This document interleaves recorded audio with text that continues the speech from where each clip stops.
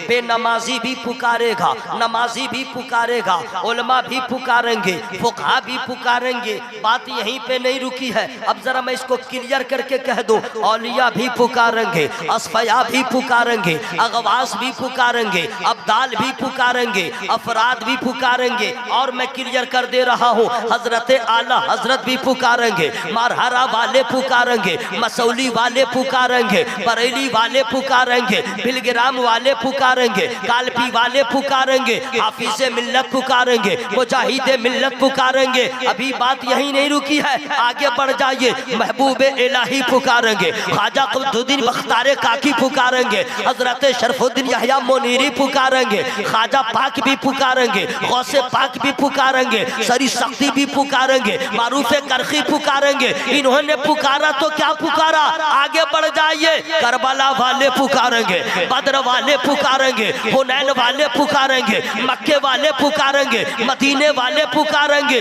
अरब वाले पुकारेंगे, अजम वाले पुकारेंगे, एशिया वाले पुकारेंगे, यूरोप वाले पुकारेंगे, अदना हो जाला सब पुकारेंगे। इन्होंने पुकारा तो क्या पुकारा, और आगे बढ़ जाइए। हजरत अबू बकर पुकारेंगे, हजरत उमर पुकारेंगे, हजरत उस्मान पुकारेंगे, नबी के चारों यार पुकारेंगे।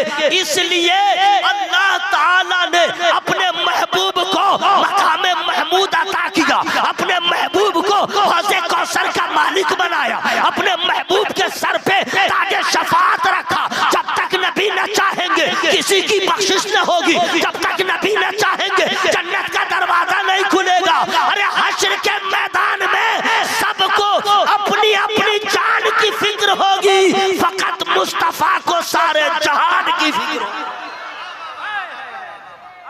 नारे तकबीर, नारे रिसालत।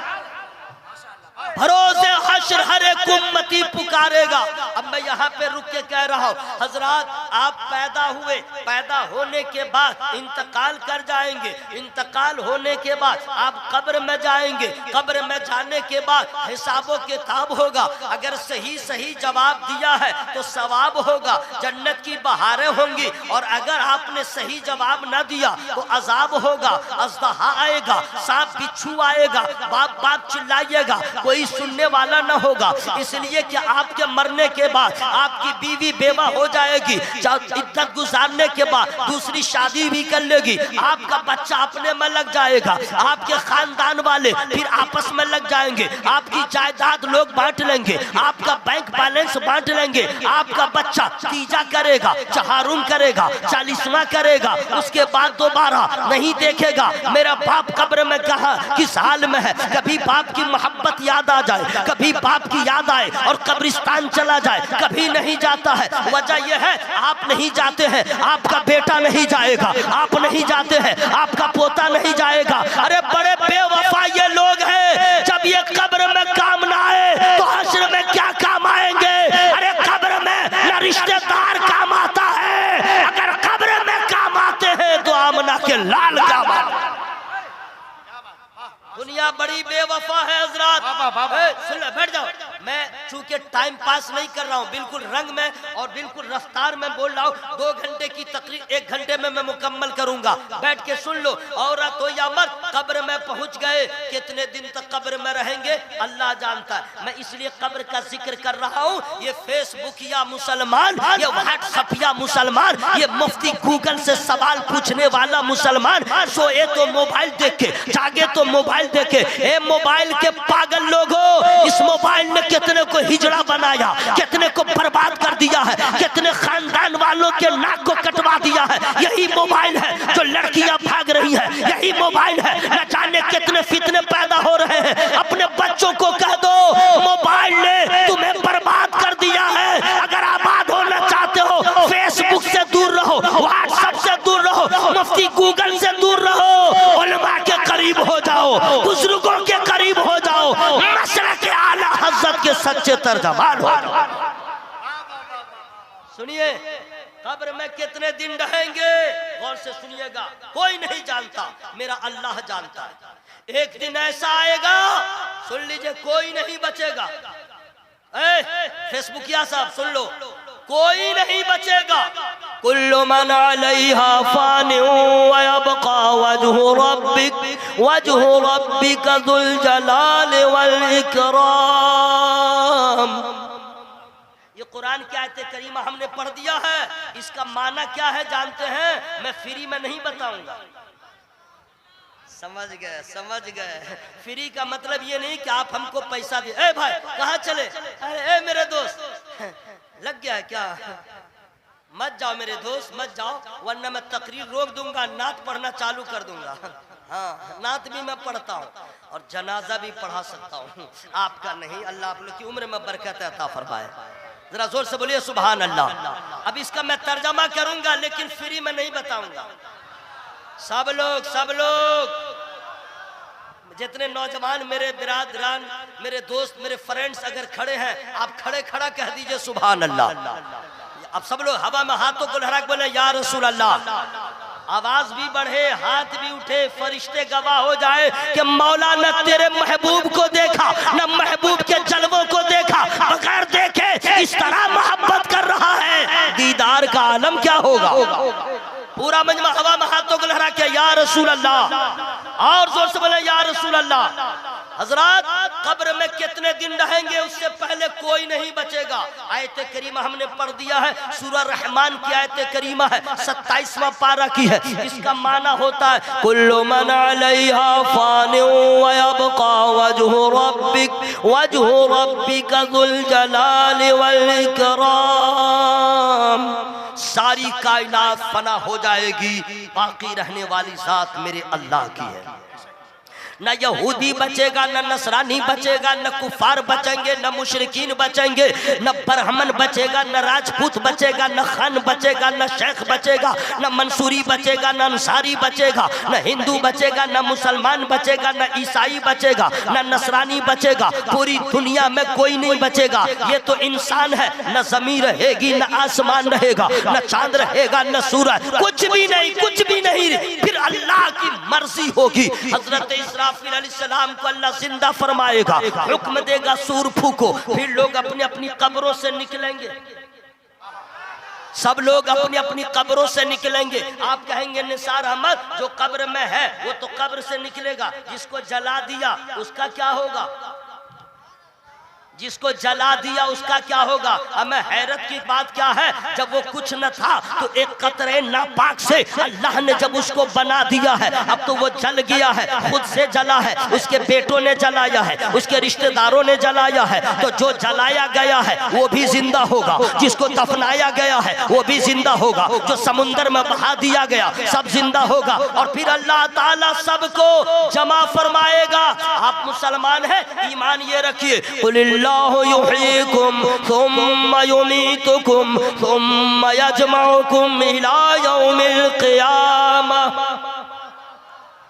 अल्लाह ताला इरशाद फरमाता है, महबूब फरमा दीजिए अल्लाह ने तुम्हें जिंदगी दिया है, फिर तुम्हें मौत देगा, फिर तुम सबों को जमा फरमाएगा कयामत के दिन। वहाँ पे हम भी रहेंगे, आप भी रहेंगे।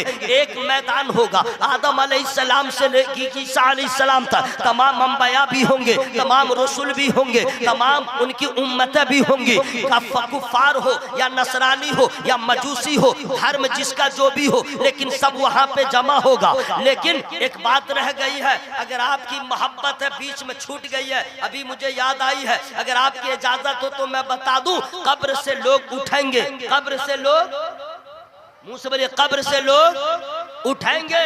लेकिन हेलो दोस्त, कोई बात प्रॉब्लम है क्या? सुन लीजिए, थोड़ी देर अपने जलसा को बचा लीजिए मेरे भाई, लेफ्ट राइट मत कीजिए। बहुत अच्छे से लोग सुन रहे हैं और उसमें लेफ्ट राइट, ऐसा होता है क्या जानते हैं? पूरा बाराती खाना खा लेता है और दूल्हा का बाप भूखे रह जाता है। वो बेटा खिलाते खिलाते तबाह रह जाता है। सारे लोग बाहर से आके जलसा सुन लेंगे, आई रजाकार रात भर लेफ्ट राइट में ही रह जाएगा। सुबह बोलेगा जलसा कैसा हुआ? अरे भाई तू क्या नहीं सुना? अब माहौल बना लीजिए, समझ गए? माहौल बनाइए। सब लोग कब्रों से उठेंगे, सब उठेंगे, सब उठेंगे। लेकिन सवाल है, सबसे पहले कब्र से कौन बाहर तशरीफ लाएंगे? सवाल है ना भाई? तो इसका जवाब मालूम है? नहीं मालूम है? मुझे तो याद है लेकिन मैं फ्री में नहीं बताऊंगा। आप क्या सोच रहे थे, मैं भूल गया हूँ क्या? अच्छा, कुछ नौजवान दोनों घुटना को पकड़ के ऐसे बैठा हुआ है और सुभान अल्लाह भी नहीं बोल रहा है, आपस में ऐसे से आंख टेढ़ी करके बात कर रहा है। अगर ऐसे जाके ससुराल में बैठ जाए तो उसका ससुर कहेगा, ए बेरोजगार दामाद निकल ले। ऐसे जाके ससुराल में बैठेगा, कहेगा बेरोजगार दामाद यहाँ से निकल ले, आया है ससुराल में तो ठीक से ना बैठेगा है? कहेगा कि नहीं भाई? तो यहाँ पे ऐसे कैसे बैठेंगे? सुभान अल्लाह। ये देखे तो आपके पीछे इनकी खैरियत है, अस्सलाम वालेकुम व रहमतुल्लाह। अरे है आज से अस्सलाम वालेकुम। बाप रे बाप, ये डकैती है। स्टेज के सामने इतना माइक लगा हुआ है, क्या इतनी अच्छी सेटिंग आपके माइक की हो गई है, समझ गए? अब फिर भी सो रहे हैं। अगर सोइएगा तकरीर बंद, तकरीर बंद। अपने आका से प्यार है जिसको, आके जलसा में सो नहीं सकता। अपने आका से प्यार है जिसको, आके जलसा में सो नहीं सकता। जो भी अख्तर रजा का दुश्मन है, जो भी अख्तर रजा का दुश्मन है, आला हजरत का हो नहीं सकता।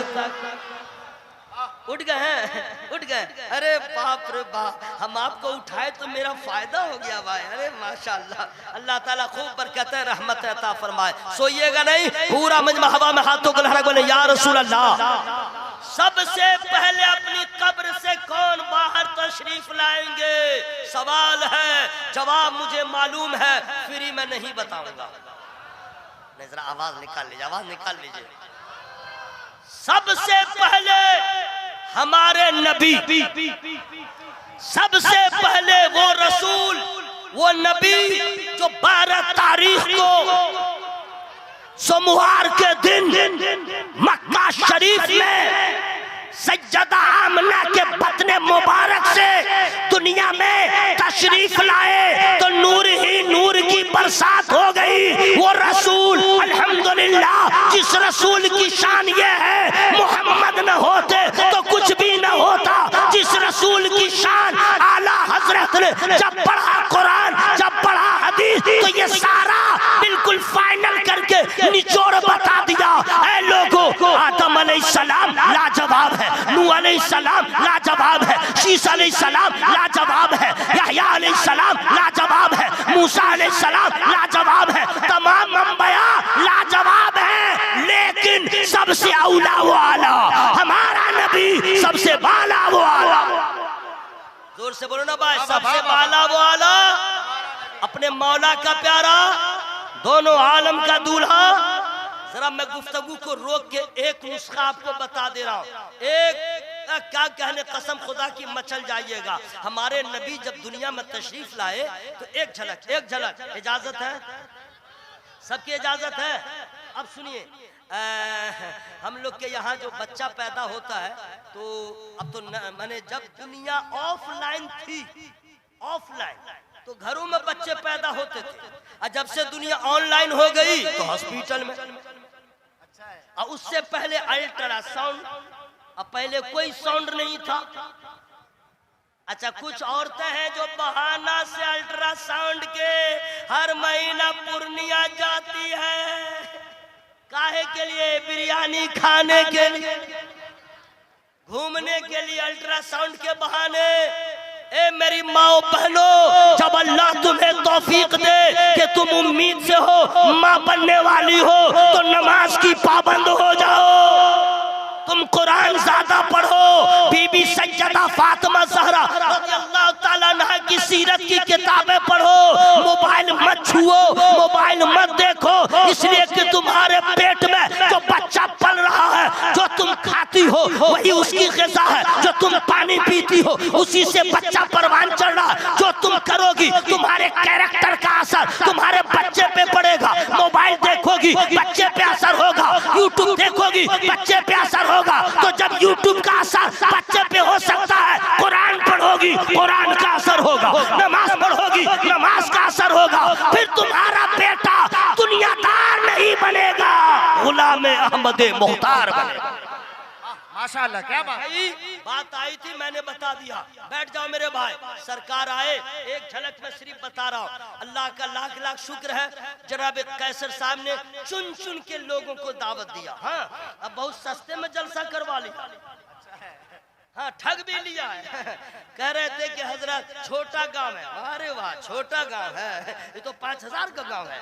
मोहब्बत वाले यहाँ रहते हैं, इश्क वाले रहते हैं, आला हजरत के मानने वाले रहते हैं। और क्या इंतखाब किया है नाज़िम का, अनाउंसर का, अली रजा रहबर, अली रहबर। क्या कहने जनाब, इनकी निजामत हुजूर शेर बिहार अली रहमा के उर्स में मुजफ्फरपुर में जो निजामत हुई है, उलमाए किराम उस वक्त उस स्टेज पे 200 से ज्यादा रहते हैं। और क्या अंदाज़े नकाबत था, लोग अशश कर रहे थे। ये भी अल्लाह के फजल, आपके इलाके के हैं। ऐसे नाज़िम की निजामत में जलसे का तेवर यही होता है। अल्हम्दुलिल्लाह, पूरा मजमा मोहब्बत से बोले सुभान अल्लाह।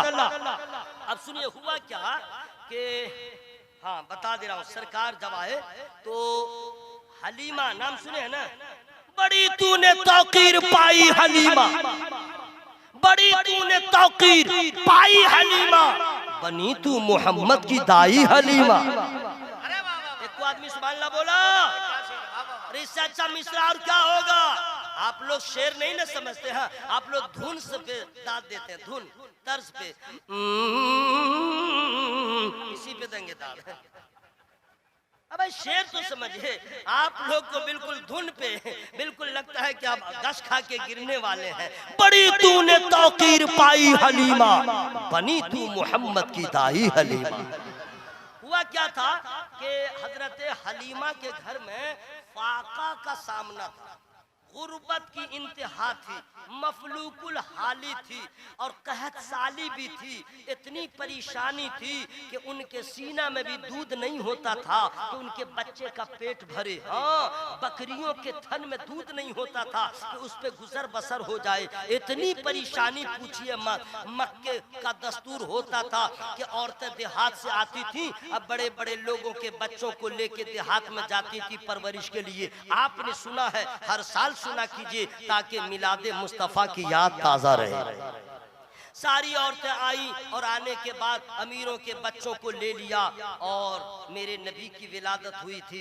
सब दरवाजे पे गई, पूछा कौन है, का बच्चा हुआ तो जरूर है लेकिन ये यतीम है, उनके अब्बा नहीं है। तो औरतों ने सोचा जब यतीम है तो पैसा तो कम मिलेगा, नजराना कम मिलेगा, मेहनताना कम मिलेगा। सारी औरतें अमीरों के बच्चों को लिया और लेके चली गई, हाँ, परवरिश करने के लिए, देखभाल करने के लिए। हजरत हलीमा भी चली थी लेकिन रास्ते में सबसे पीछे रह गई। क्यों? उनकी ऊंटनी भी कमजोर थी, लागर थी, इसी वजह से पीछे रह गई। अब मामला क्या आप समझिए कि अगर गाड़ी जो है मैकस साहब की गाड़ी 2 टन हो, हवा बिल्कुल 35-40 हो तो इनकी गाड़ी कैसे चलेगी। और अगर अली रजा साहब की, रहबर साहब की गाड़ी में अगर पंचर हो तो वो कैसे चलेगी। मजबूरी है ना भाई। तो जनाबे हलीमा की ऊंटनी बहुत लागर थी, कमजोर थी, पीछे रह गई। जब मक्का शरीफ आना हुआ तो मालूम हुआ कि सारे अमीरों के बच्चे को सारी औरतें ले गईं। तो अपने शौहर से मशवरा करती हैं, हलीम ए मेरे शौहर नामदार, अब मैं क्या करूं। का बात तो सही है। तो हजरत हलीमा का जो जवाब आता है मैं फ्री में नहीं बता सकता। सब लोग बोलो ना भाई, सब लोग बोलिए ना भाई, मरने के बाद समझ में आ जाएगा। हाँ, हजरत हलीमा कहती हैं आई हूँ खाली, लौटूंगी नहीं खाली, मैं तो लेके ही जाऊंगी। कहा क्या? यतीम है तो रहने दो, यतीम है तो रहने दो, लेकिन अब लेके जाऊंगी। कहा ठीक है जाओ। हजरत हलीमा, रोशन परवीन, दरख्शा खातून, बैठो सुन लो, सुन लो, फरजाना, रजवाना, रुखसाना, तुम लोग बैठो सुन लो, बैठो बैठो सुन लो, गौर से सुनिएगा। हजरत हलीमा फरमाती है मैं जा रही हूँ। आने के बाद ऐसे थोड़े बच्चा दे दिया जाएगा।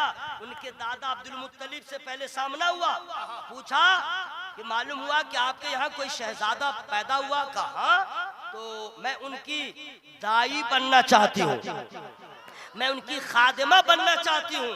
तो जनाब अब्दुल मुत्तलिब फरमाते हैं ऐसे थोड़ी है, पहले अपना बायोडाटा तो बताओ, इंट्रोडक्शन तो करवाओ, परिचय तो करवाओ, नाम क्या है।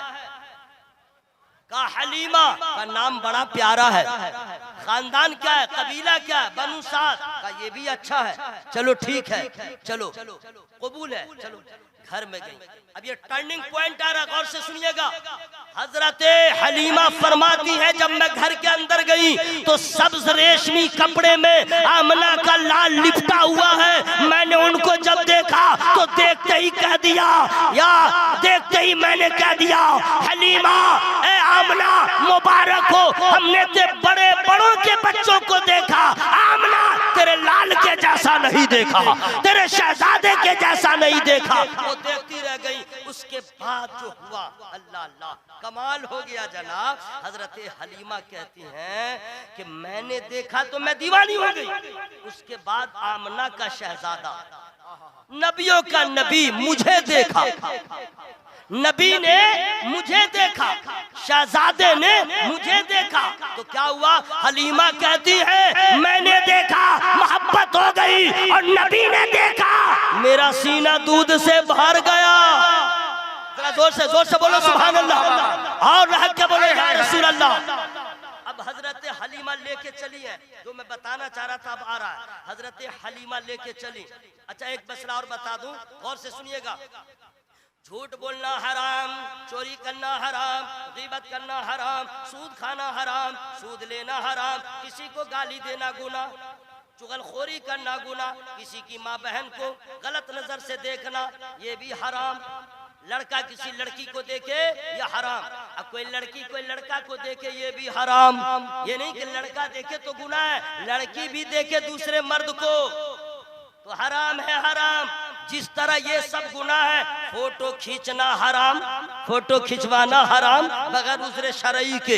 इसलिए जो लोग फोटोग्राफी करते हैं, बड़े करते हैं, वो लोग समझ लें हश्र में अल्लाह पूछेगा इसमें जान दो तो क्या करोगे, ऐसा काम ना करो। जो लोग जायज कहते हैं उन्हें मुबारक हो, हम आला हजरत वाले हैं, हमें आला हजरत का फतवा मुबारक हो। परहेज किया कीजिए, फोटो फोटो मत लिया कीजिए, बंद कीजिए ना भाई, सुनिए तकरीर रात भर। अरे आप तकरीर सुन रहे हैं कि कुछ फोटोग्राफी का मश्क कर रहे हैं, छोड़िए नहीं सब क्या चक्कर है जनाब, हटाइए।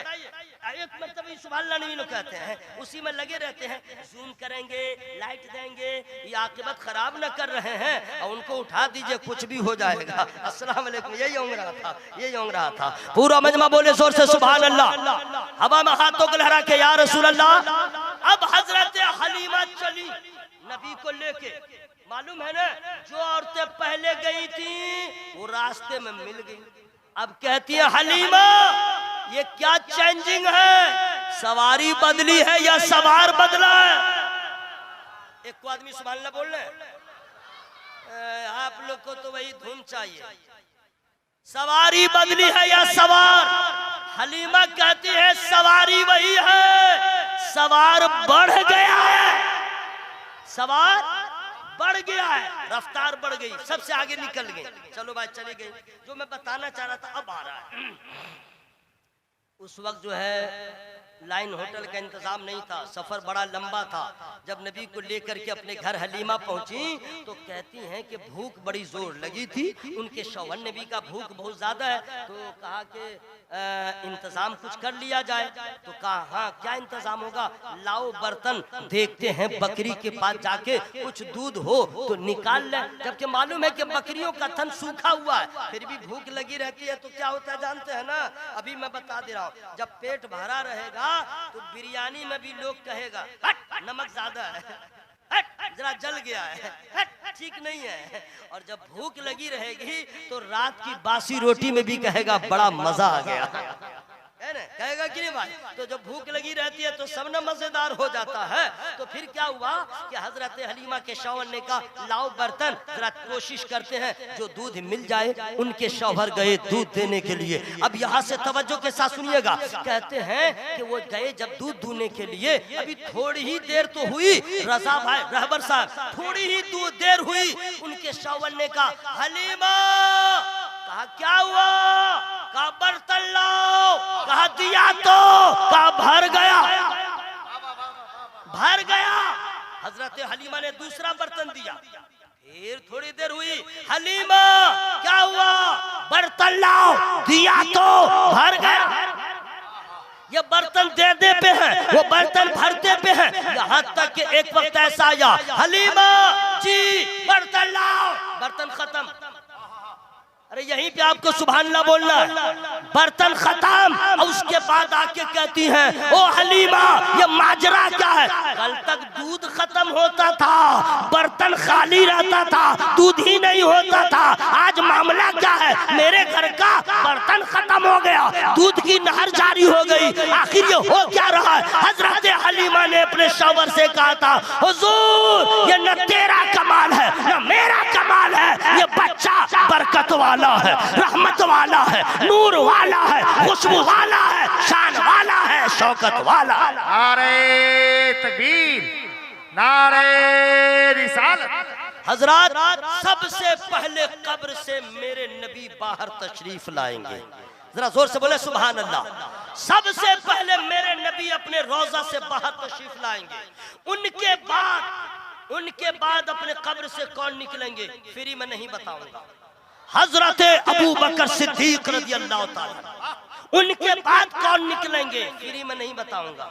हजरत उमर रज़ी अल्लाह ताला, उसके बाद फिर यके बाद दिगरे लोग निकलते जाएंगे। हम लोग का नंबर कब होगा अल्लाह ही जाने। फिर अल्लाह ताला सबको जमा फरमाएगा। अब जमा फरमाने के बाद मैं जो पैगाम देना चाह रहा था, मैं आ गया टर्निंग पॉइंट पे। हजरात अल्लाह सबको जमा फरमाएगा, जहाँ जमा फरमाएगा जमीन तप रही होगी, सूरज सर के ऊपर होगा, सूरज का सर मुंह हम लोग की तरफ होगा। अम्मा सब तुम लोग सुन लो गौर से, आप लोग भी सुन लो। नौजवानों हुए नामवर बेनिशा कैसे कैसे, जमीन खा गई नौजवान कैसे कैसे, सूरज सर पे होगा, गुनाहों की वजह से भेजा खोल रहा होगा, पसीने में लोग डूब रहे होंगे अपने अपने अमाल की बुनियाद पर। कोई घुटने तक पसीने में होगा, कोई कमर तक होगा, कोई डुबकियां ले रहा होगा, जबान बाहर आ रही होगी। अब यहाँ पे मैं आपसे कहना चाहता हूँ, हर आदमी परेशान होगा। बीवी शौहर को ढूंढेगी, शौहर काम ना आएगा, शौहर बीवी को ढूंढेगा, वो काम ना आएगी, भाई भाई को काम ना आएगा, रिश्तेदार रिश्तेदार को काम ना आएंगे। यौमा यफिरुल मरउ मिन अखीहि व उम्मिही व अबीही, न कोई रिश्तेदार किसी रिश्तेदार के काम आएगा। ये डायलॉग नहीं है, कुरान है, कुरान। समझ लो हशर क्या होगा जब मुसीबत, यहाँ जरा बुखार लग जाए, अगर कोई आके पूछे नहीं तो कैसा लगता है। परदेश में बीमार पड़ने वालों सुनो, जब परदेश में तुम बीमार होते हो, माँ की याद आती है, रिश्तेदार की याद आती है, बीवी का ख्याल आता है। जब परदेश में कोई बीमार होता है तब घर के सारे लोग याद आते हैं। इतना सोचता है, माँ होती तो दस्ते शफकत सर पे रख देती, बीवी होती तो मेरी खिदमत करती रहती। लेकिन हजरात मैदान महशर का आलम होगा, न माँ रहेगी काम ना आएगी, बाप रहेगा काम ना आएगा, आपका भाई आपके काम नहीं आएगा, कोई किसी के काम नहीं आएगा। ऐसे आलम में आपका हाल ये होगा, हिसाब देना बाकी है, जहन्नम सामने है, जन्नत सामने है, अल्लाह की अदालत में हाजिर है। ये मौलवी जो बोल रहा है ये लहजा नहीं रहेगा, ये शायर जो पढ़ रहा है ये तेवर नहीं रहेगा, ये रहबर साहब का ये हाल नहीं रहेगा। हर आदमी का हाल अजीब रहेगा, हर आदमी नफ्सी नफ्सी के आलम में होंगे, वहाँ पे कोई किसी की किसी को खबर नहीं होगी। आज हम लोग इतने दुनियादार हो गए, ये भूल गए कि मरने के बाद क्या होगा, ये भूल गए कि हमें दुनिया का इंतजाम नहीं, हमें कब्र का इंतजाम करना है, हमें हश्र का इंतजाम करना है। ऐ लोगों, कल घर नहीं था, फूस का मकान, अल्लाह ने अच्छा घर दे दिया, अल्लाह ने मकान दे दिया है। अब किस मकान का इंतजाम करते हैं? कब्र का इंतजाम कीजिए, हश्र का इंतजाम कीजिए। और कब्र और हश्र के इंतजाम के लिए मस्जिदों को वीरान न करो, मस्जिदों को सजदों से सजा दो, कुरान को ताकों की जीनत न बनाओ, रसूलुल्लाह के सुन्नतों के पाबंद हो जाओ, ताकि जब मरे तो कब्र में सरकार के वसीले से अज़ाब कब्र से भी बचाएं और हश्र में सरकार की शफाअत नसीब हो जाए। से बोले सुभान अल्लाह। जरा पूरा मजमा हवा में हाथों को लहरा बोले या रसूल अल्लाह। हजरात मेरी गुफ्तगू समझिए कि अभी मैं शुरू हुआ हूँ, लेकिन टाइम मेरे पास इतना नहीं है कि विस्तार से डिटेल में तफसीलन मैं गुफ्तगू करूँ, लेकिन गौर से आप सुन लीजिए जो मैं बताना चाहता हूँ। मैदान महशर का इंतजाम कीजिए, कब्र का इंतजाम कीजिए। बेनमाजी हैं बहुत भयानक अंजाम होगा। औरत हो या मर्द, बेनमाजी का हाल बहुत बुरा होगा। यहाँ हो रहा है, मरने के बाद भी होगा। अगर नमाज की हिफाजत आपने किया है तो कब्र में नमाज आपकी हिफाजत करेगी। जरा जोर से बोले सुभान अल्लाह, और जोर से बोले सुभान अल्लाह। हजरात, लोग कहते हैं जालिम बादशाह का अताब मुझ पर नाजिल हो रहा है। क्यों नहीं होगा? मस्जिद को आपने छोड़ दिया, कुरान को पढ़ना आपने छोड़ दिया, नबी की सुन्नतों को आपने छोड़ दिया है। अब तो लोग कच्चा मुसलमान है, वोटर लिस्टिया मुसलमान है। पक्का मुसलमान बन जाओ। पक्का मुसलमान का मतलब यह होता है नमाज न छूटे। पक्का मुसलमान का मतलब होता है रोजा न छूटे। पक्का मुसलमान का मतलब होता है झूठ न बोले। पक्का मुसलमान वो होगा वादा खिलाफी न करेगा। पक्का मुसलमान किसी को धोखा नहीं देगा। पक्का मुसलमान हराम नहीं खाएगा। पक्का मुसलमान किसी की बहन बेटी पे गलत नजर नहीं डालेगा। पक्का मुसलमान आईडी से नहीं पहचाना जाएगा, उसका चेहरा बता देगा पक्का मुसलमान है, उसका लिबास बता देगा, उसका कैरेक्टर बता देगा। इसलिए मेरे दोस्तों, आला हजरत ने जो दुआ किया है वही दुआ कीजिए। काम वो ले लीजिए, तुमको जो राजी करे, ठीक हो ना मेरा रज़ा, तुम पे करोड़ों दो। मेरी बात कुछ समझ में आई मेरे भाइयों? मैं जरा जोर जोर से बोला हूँ, रनिंग में बोला हूँ, लेकिन उम्मीद है कि आपको बात समझ में आ गई होगी। पूरे गुफ्तगू का माहसल ये है, यहाँ जैसा मकान बन गया है, अब इंतजाम कब्र का करें, अब इंतजाम हश्र का करें। इसलिए कि यहाँ बीमार पड़ जाएंगे तो मोहल्ले के लोग आएंगे, कब्र में कोई नहीं आएगा, हश्र में कोई मदद करने वाला ना होगा। इसलिए ऐसा काम कीजिए कि कब्र में पछताना न पड़े, कब्र में रोना न पड़े, कब्र में सरकार के वसीले से हमें रोशनी मिले, जन्नत की बहारें मिले इंशाअल्लाह। जोर से बोला इंशाअल्लाह। अब सुनिए हजरात, कब्र हश्र का इंतजाम क्या क्या है सुनिए। कब्र हश्र का इंतजाम है नमाज की पाबंदी, रमजान के रोजे का एहतमाम। अल्लाह पैसा दिया है तो वक्त पे ज़कात, अल्लाह पैसा दिया है तो जिंदगी में एक बार हज कीजिए, अल्लाह पैसा दिया सदका करते रहिए, खैरात देते रहिए।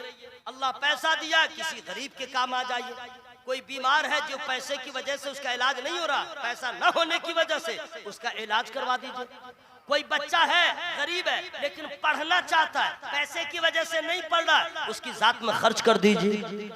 ये सब अल्लाह की रजा के काम है। अब मान लीजिए कि दीन की हिफाजत के लिए मदरसा का होना जरूरी है, दीन की हिफाजत के लिए मदरसा का होना जरूरी है। अब इसी को देखते हुए जनाब कैसर साहब ने कहा कि मैं यहाँ पढ़ा रहा था, इसको एक रंग देना चाहता हूँ, नाम है जामे ताजुश शरिया, जामिया ताजुश शरिया। ये बनाना चाहते हैं, पढ़ाई का सिलसिला जारी था, उसको एक रंग देना चाहते हैं। अब ये तो अकेले कर नहीं पाएंगे। अब क्या है, अगर नीयत में दुरुस्तगी है, खुलूस है, अगर 1 रुपया आपने किसी गरीब को दिया वो लाखों पे भारी हो जाएगा। अगर मोहब्बत से आपने 2 रुपया दिया करोड़ पे भारी हो जाएगा, और खुलूस न हो तो लाख भी खाक हो जाएगा। अब मैं आपसे गुजारिश और इल्तिमास करता हूँ, इतना बड़ा मजमा है, नात शरीफ सुनने वाले को पढ़ने वाले को आप बहुत देते हैं, इतना बड़ा मजमा है, कोई है जो 100 रुपया दे दे।